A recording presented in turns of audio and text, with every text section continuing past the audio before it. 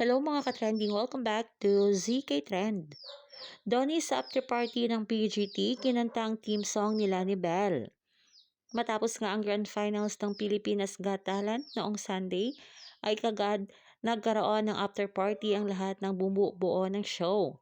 At syempre present ang ating Donnie Pangilinan. Sobrang saya dito ni Donnie, lalong-lalo na nga nung pinanood niya si Melay habang kumakanta. Di rin nagpahuli si Robbie at nakipag-duet rin ito kay Donnie.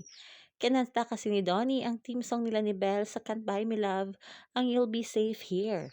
Marami tuloy mga bula ang nagsasabi na napaka-loyal talaga ni Donato na kahit wala si Belle ay pinili pa rin itong kantahin ang theme song nila.